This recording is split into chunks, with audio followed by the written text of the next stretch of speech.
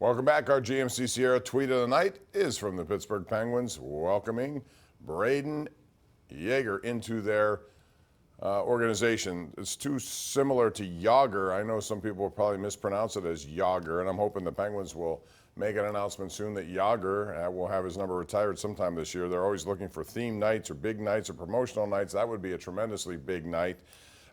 Chris, I want to move on to the Pirates because we've heard a lot about trade talks. I know that Jonathan Morosi came up with one with Andrew McCutchen. He seemed to downplay that, but Mitch Keller's a guy who recorded his 9th win tonight. And while I know the Pirates are engaged in talks with him, you got to wonder about him moving forward. And if they think they're capable of contending in the next couple of years, they certainly want him. But they also, if you're going to get anything for anyone, he would be the top guy on their list, I think. Well, trading Mitch Keller, if it were to come to that, would be a depressing signal for the Pirates fan base, even if, Bob, you knew that they were going to get a haul for him, because I think he is their obvious most valuable commodity. It would be a signal. They'd be raising a flag, and printed on that flag would say at least 3 years away, or it would say like 2026 at the earliest.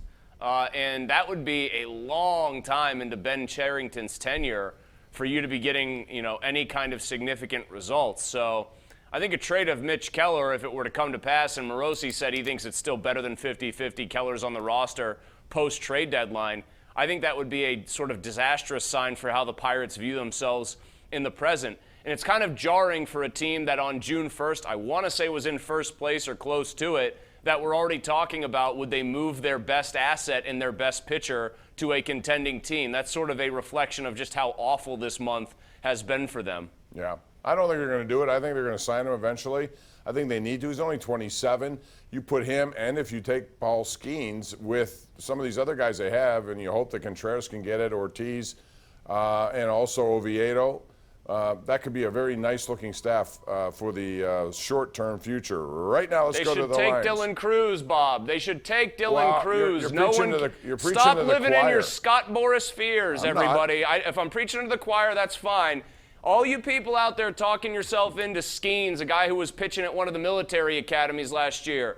Scott Boras isn't sending this kid back to college out of spite for the Pirates. No, I Pay agree. him the slot bonus. Pay him whatever you got to pay him. Call their bluff. He'll be a Pirate. Scott Boras will whine and throw a temper tantrum. So what? His guy will have every reason to be as good as he can be for as long as he's on the Pirates. End of story. Yeah, I like him too, and I said that I've not changed my opinion. I think he's the best player out there. But you don't necessarily go wrong if you bring in a guy like that, top-end pitcher. You could really add to what, like I said, would be a very nice pitching staff with Keller behind him and then others after that. Let's go to the lines. We got Daryl in Houston first up tonight. Hey, Daryl, what's going on? Hey guys, thanks for taking my call. I agree with what Chris just said, but you as well, Bob. You don't let Scott Boras dictate what your organization should do in regards to player acquisitions. And I love Greg Brown, but he had a rough day today because I listened to the fan, and Chris, I applaud you for being to stand down a little bit when he talked about I wouldn't take Cruz because of Scott Boras. I'm like, man, you can't run your organization like that. You can't let him dictate to you what you do. You draft him, you tell Scott, hey, this is what we're going to do. It's in your court. You can take the zero on the next year. You're not going back to LSU.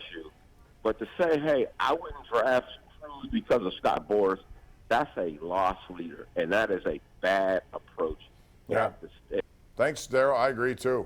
You don't want to do that. And there's no way that he's going backwards. I don't care what NIL money, whatever money he can give him, whatever the case may be. That's $9 million, Chris. You're not going to turn your back on $9 million.